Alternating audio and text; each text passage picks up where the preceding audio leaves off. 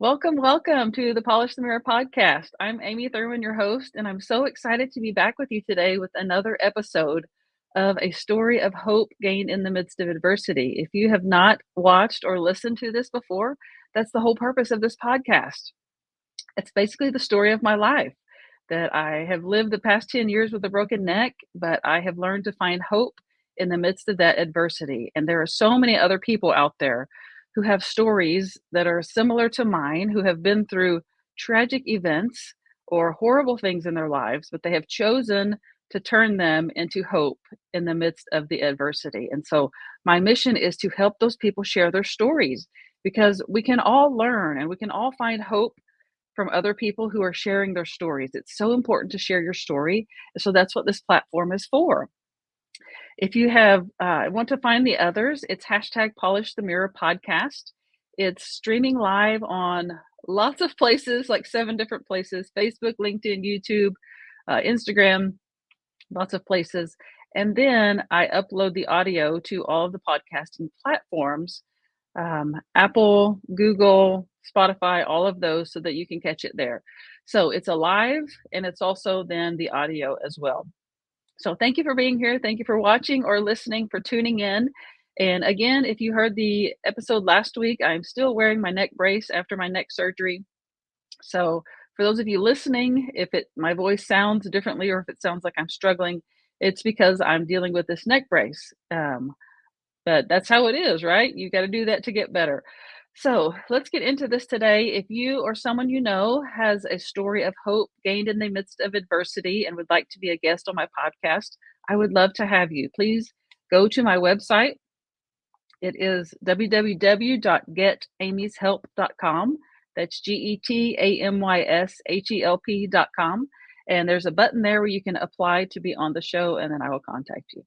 All right, let's get into this today. Today, I want to welcome Deborah to the show. Thank you so much for being here, Deborah.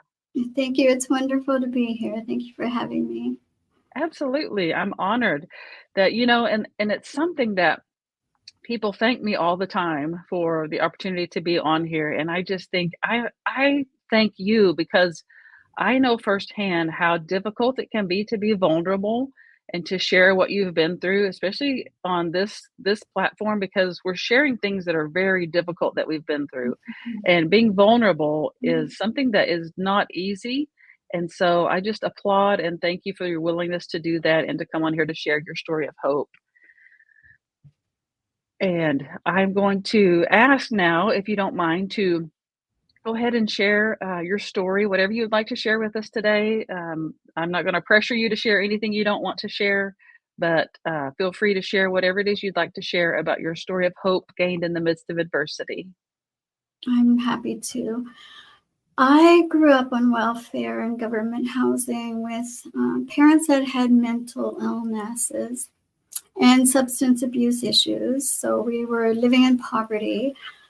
My parents eventually separated and divorced, but my mother was overwhelmed with everything, and there was a lot of violence in the home. And my father also has a criminal past. So it was not a pleasant environment to grow up in, and it was a struggle. Yeah. And however, there were good things along the way. And I think most people who have been through things, when you look back at them, you can see it. But at the time, you're just so surrounded with those feelings of darkness. Yes. But I had 3 brothers, and because of them, I had that family sense of belonging and love and support that helped me get through all that. But when I was in high school, it got really dark for me, and I come home from school and I was physically abused every single day. Gosh. And it got really dark, and I started to have thoughts of suicide. Yeah. And I would walk home from school and I would see a truck coming, and I would go over to the road and I'd be tempted because I didn't want to go home. I didn't want to go home to that abuse. It was just, when you have mentally ill parents, they can't help themselves, and they say and do things that make you not want to be alive at times. So I had those thoughts, but something happened in grade 5. I was just getting ready for school one day, and I suddenly had this knowing, this something went through my mind that I have a purpose for being on this earth. There's a plan, there's a reason. Yes.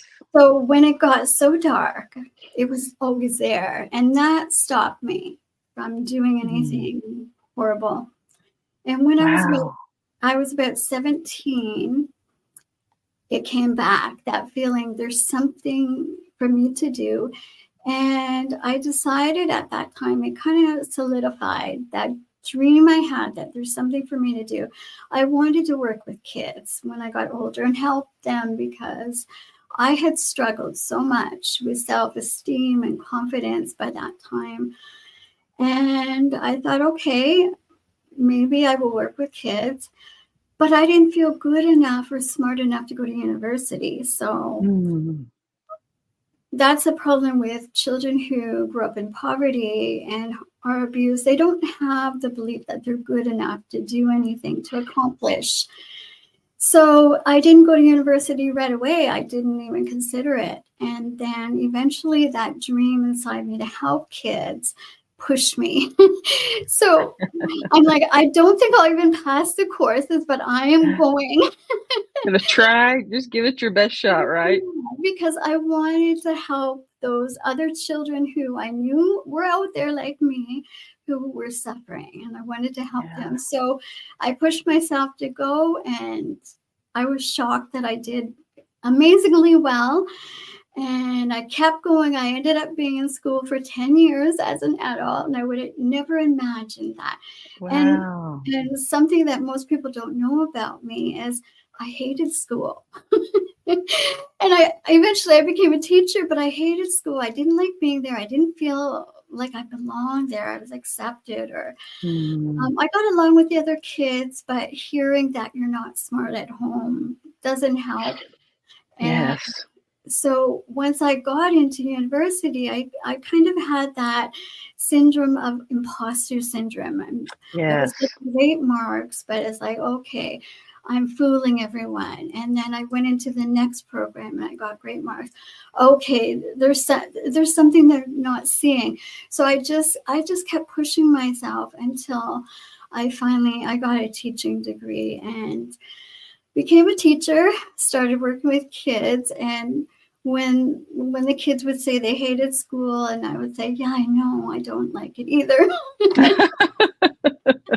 And their eyes would get really big, and it's like, you're a teacher. I'm like, yeah, You're not supposed to say that. I know. Yeah, and actually in grade 6, I was looking out the window daydreaming because I didn't want to be in a classroom. My teacher got so frustrated, he threw a piece of chalk in my direction and kicked me out of the classroom. Wow. So yeah, and I didn't even know what to do when I got out in the hall, because I was a quiet, well-behaved kid, and I thought, am I supposed to go to the office, or am I supposed to wait here? I wasn't even sure what to do. But my grade 6 teacher, I think, got frustrated and thought there was no hope for me, and I kind of wish that Mm. he could see that I did learn something, I did accomplish Yes. something, Look at me now. Look what I did. and I became a teacher like him. I wish you could see Yes. Oh my that. gosh. I So just think this statistic, excuse me, I don't know what the statistic is, but you are an amazing statistic, because I have a background in education and social work. And one of the places I taught was a really tiny community, and it was very, very poor. They were very, very poor community. And it's exactly what you were saying. Like, we would encourage them to, be your best self. What do you want to do when you graduate from high school? Who do you want to be? And they're just like, I just want to be a mom. I just want to stay around here. We would try to encourage them to even go to the career tech or go to college. And they would just say, I don't think so. And we would talk to their parents. And this is what their parents would say. You will probably resonate with this. Their parents would say, I didn't get a degree and I'm doing fine. but they were living in poverty. They didn't know any differently. And I feel like I've learned so much about that demographic that they genuinely don't know any differently. And so when we would come in there and say, "You have all these options, your world is open to you," they were just like, "What?" Like, "Why? Why do I need options? I'm doing fine the way I am." And so I feel like that probably resonates with you. But I think it's a limiting belief. In, Yeah. in families that are in poverty, they've had generations of poverty, so Yes. they don't see that they can accomplish anything further. So Yeah. it's those options in their mind are not there. Mhm. So they just don't think it's for them, just like I didn't think it was for me. So that's the main issue. uh, Getting over those beliefs that they're not good enough or smart enough is a major thing that so many, and not just families in poverty, but so many kids are struggling with. So even if their families, have financial, um, they have a good upbringing and they do have the finances to continue higher education, sometimes they just don't feel good enough. So that's a Yeah. big issue for many families and many children. Yeah. It's so true. I mean, you don't know what people are going through. Um, That's correct. as a teacher, and I know you saw this because I did as a teacher, that what you saw in the classroom, you was not reflective of what was happening at home. That kids are so good at putting on masks and pretending that everything's fine, that they don't need help, um, but yet they do. And I feel like we really need to reach out and help them understand that it's okay to ask for help. It's okay to be that your family life is not like someone else's.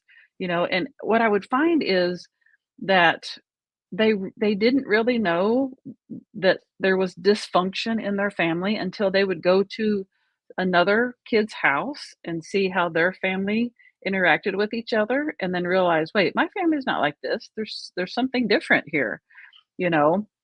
Did you find that as a child? Did you have other friends that you went to their homes? Yes, but I wanted to just step back for a minute. A Of lot of course. the reason they don't say anything is fear. I Yeah. didn't say anything. I was afraid what's going to happen when I get home. But yes, that's a big issue, and that was one of the things that gave me hope as a child, because I would go to my friends' homes and see that they did have a different life, and I would see stability in their lives. But that was hope for me, because I realized that they have, a better support. There is love, there is light out there. And that gave me a lot of hope. And having friends in my childhood like that gave me tremendous hope. That support that I didn't have at home. No one knew what I was experiencing. Even my Yes. brothers, they didn't know. I didn't tell anyone. And Mm. I know kids that are in desperate situations, they sometimes won't tell anyone. And then a Yeah. tragedy will happen. And the teachers don't know what's going on. I had marks on me. And I remember going into gym class and wishing my teacher would notice the marks on the back of my legs. But I was so Wow. quiet, I was so well behaved. No one paid attention to me. And there's also a learned helplessness in many children.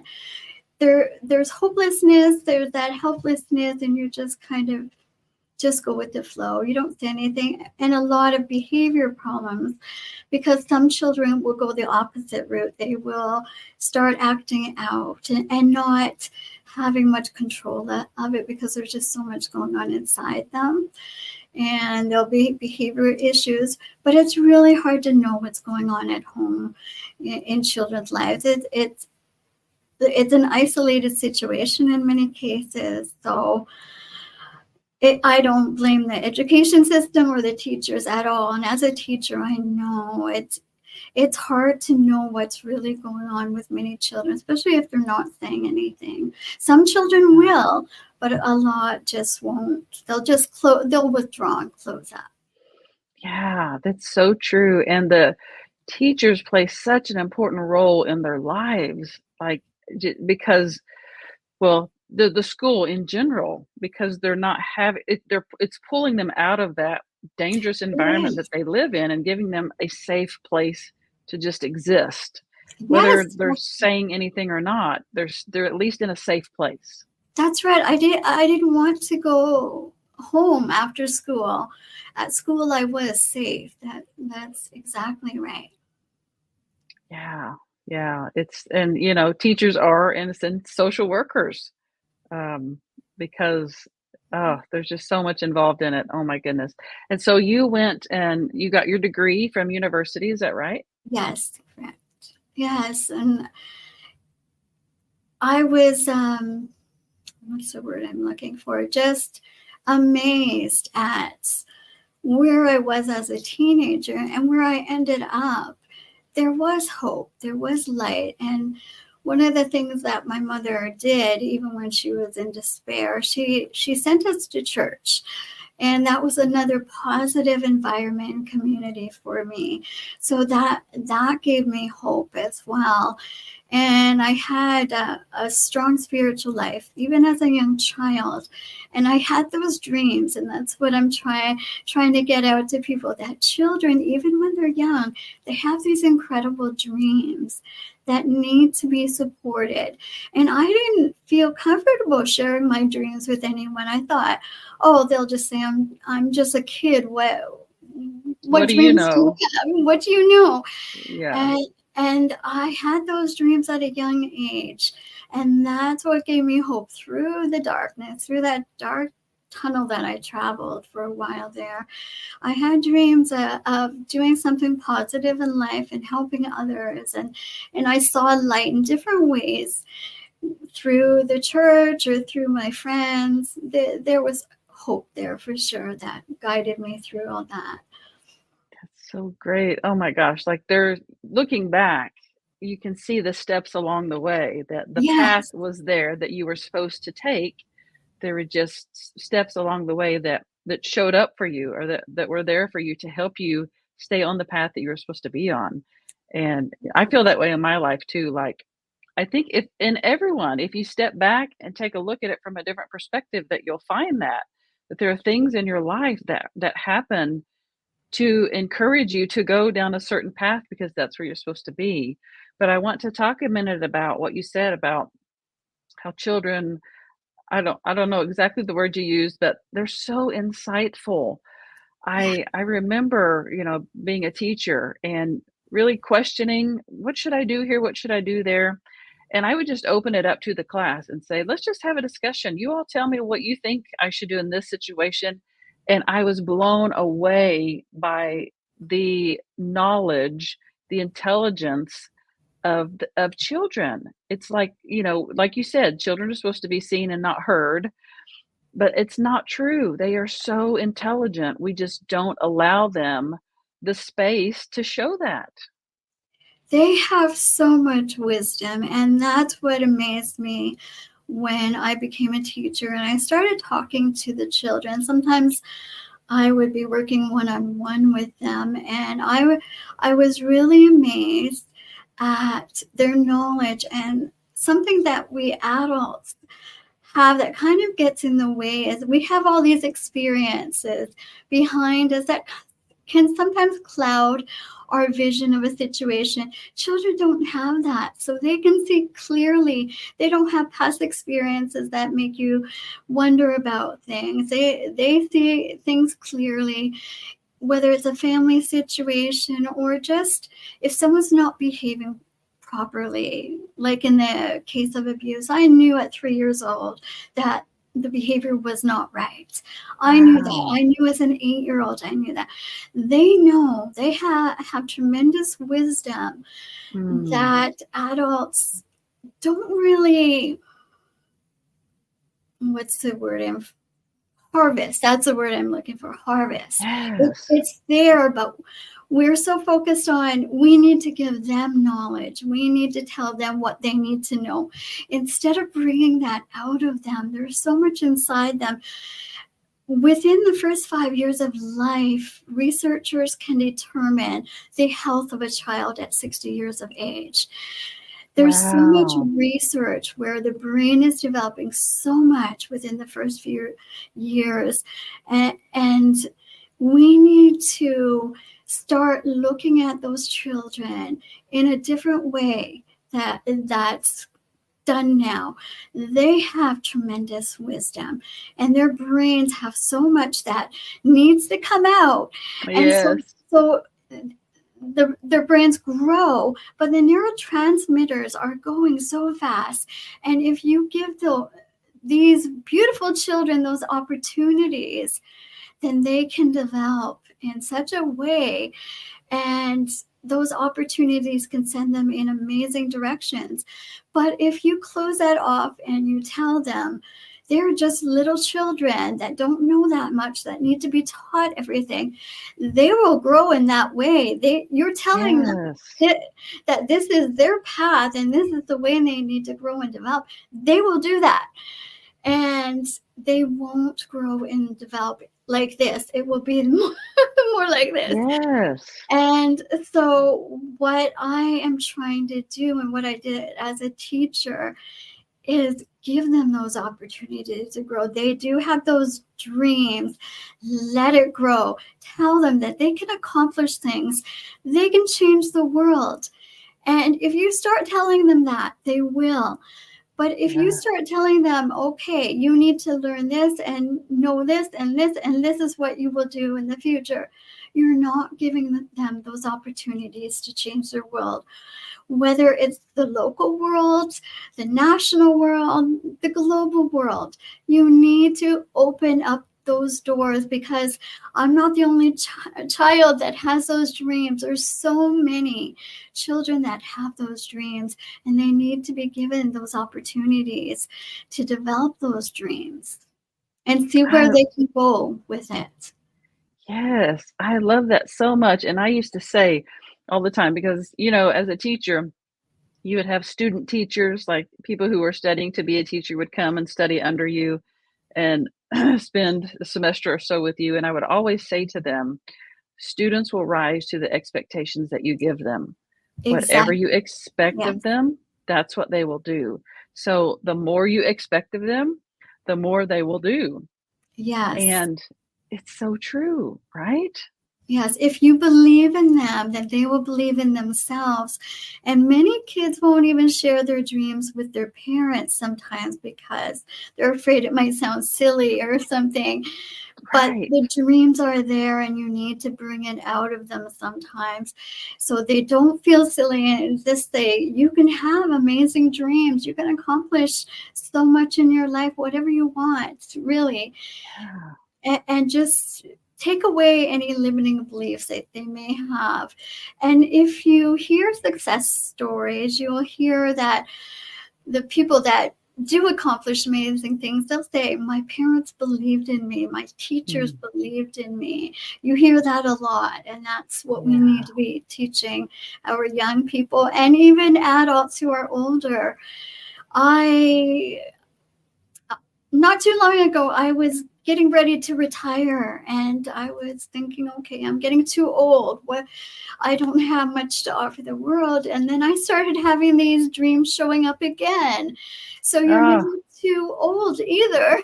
yes. You're young to have dreams, you're never too old. And just take away those limiting beliefs. It doesn't matter how old we are, we can have dreams and we can accomplish amazing things, especially if it's helping people. Though those dreams are so important because there's so many people who are struggling, and we're not always aware of what they're going through. So Yes. Oh my gosh, that's so true. So true.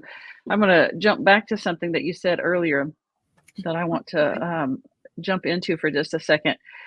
The part of what I do with my Polish the Mirror business is I help people learn to polish the mirror of their lives. And so with adults, we have so many layers that we have that we have put on top of the mirror of our lives that we can't even see clearly. Like the mirror is so distorted that we can't even see ourselves, our souls clearly. And so Yes. part of what I do is to help them learn to polish that mirror so that they can see themselves or see their souls more clearly.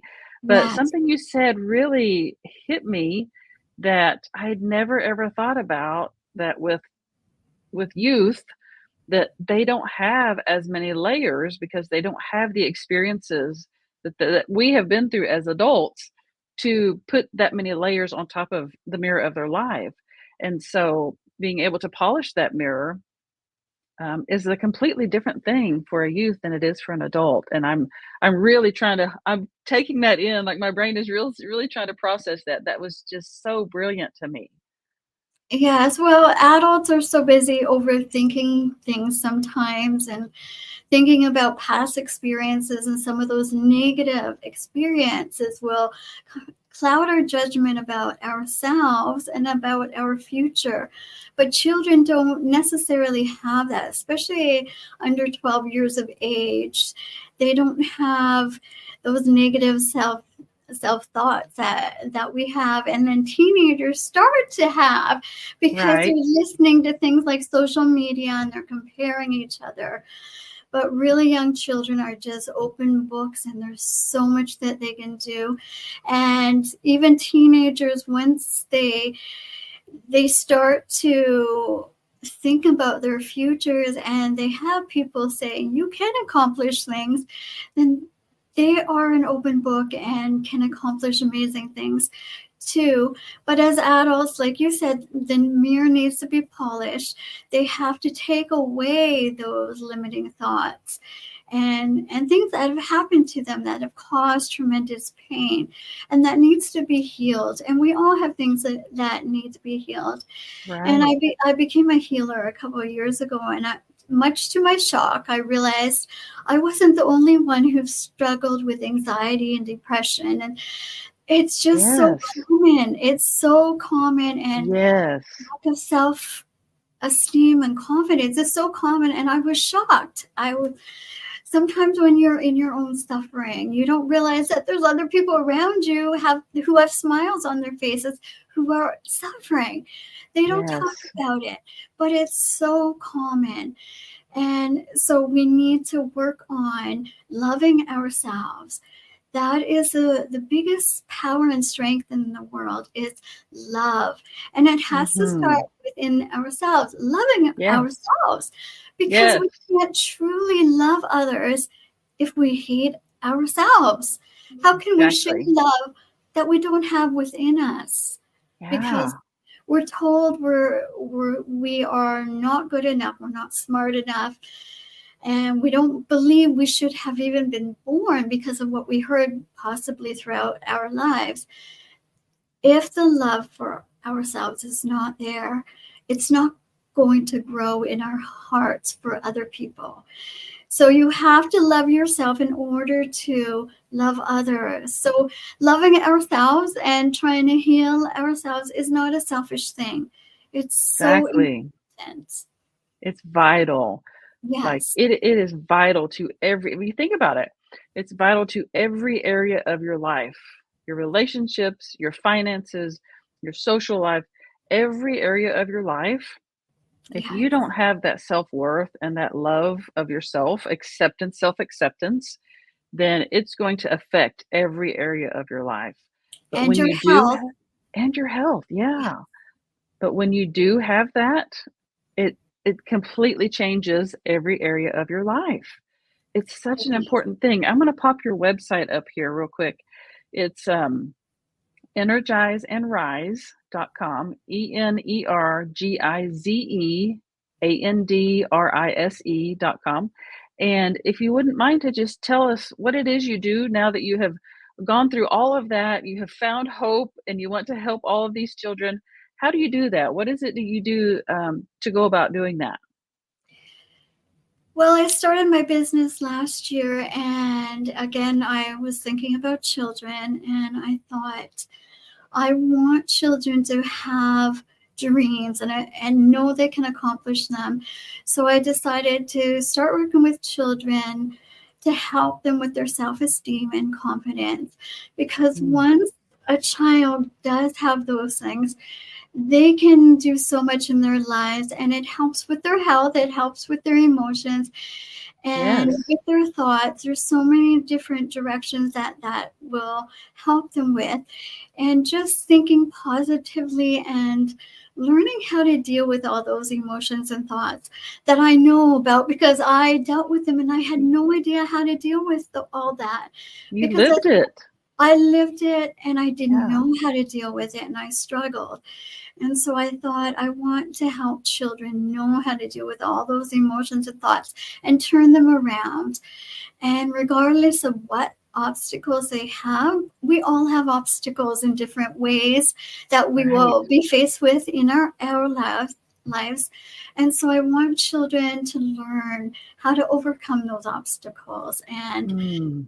and learn to love themselves so they can have a positive life and have positive thoughts. Regardless, you're going to have pain, you will have disappointment, you will have Right. rejections. That's part of life.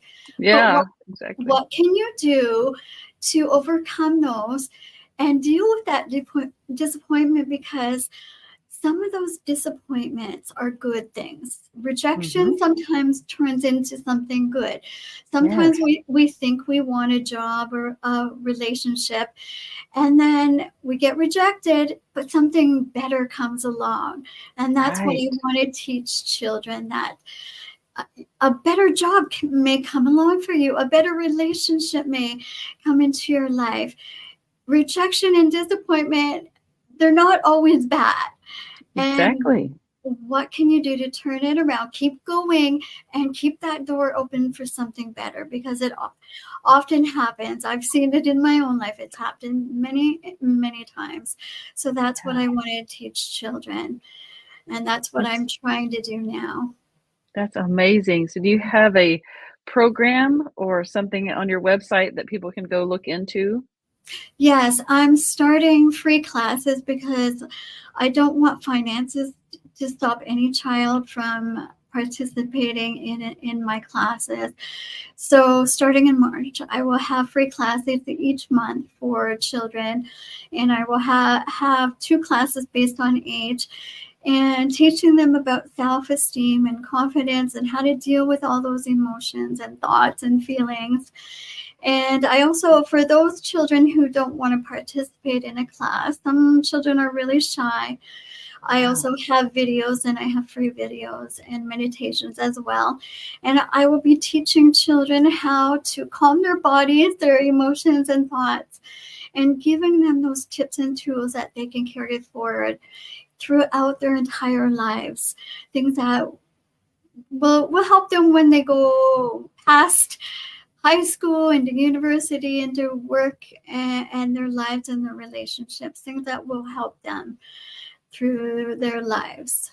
That's So, yeah. amazing. Oh, I love that. As a like I said, as a former teacher and educator, that touches my heart so deeply. The work that you're doing is so amazing. What Thank age you. groups do you work with? I plan on working with 6 to 18, but if Okay. parents want me to work with younger children, I will as well. I For some of the children, they may need more one-on-one. So I do Right. provide that option as well. And parents can contact me. Some children may not want to participate in a group setting and Yes. may be shy about that and sharing personal things. And I understand that, because I was one of those Mm. children. So parents can contact me if they want me to work with their children. And I do have that option on my website. Oh, So good. any parent who wants personal help, I wouldn't say no to any parent. And finances, if there's a financial issue as well, please contact me. I know what it's like to struggle financially, Yes. and I had my family didn't have that help growing up. So that's important to me, to keep that door open for any family that needs that assistance. I'm happy to help. So please I contact me. Yes, I love that so much. And again, I have your website here. I'll put it, it's going to be in the description of these lives and also in the show notes Wonderful. for the podcast platforms. And So all even you if have to do is, even if parents have oh, a question, feel free to contact us as well. okay. Yeah, great.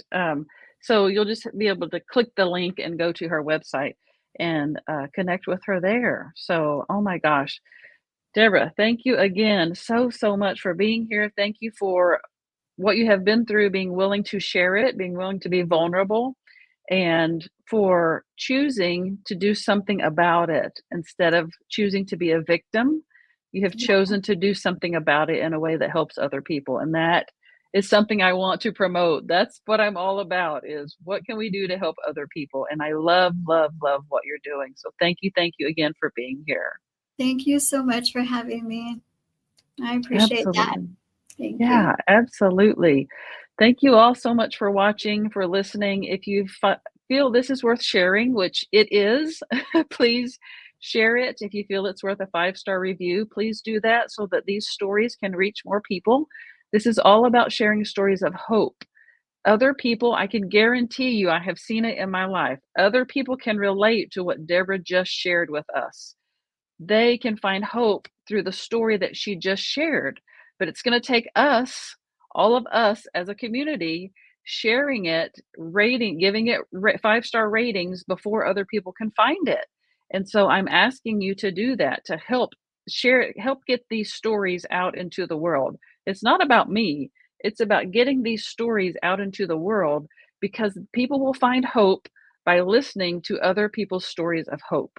And so please help us do that. And again, if you or someone you know has a story of hope gained in the midst of adversity and would like to be a guest, I would love to feature you. So go to my website and fill out that button there, click that button there, and we'll get you fixed up. Okay, y'all, thank you so much for being here. Until next time, I will see you guys later. Bye.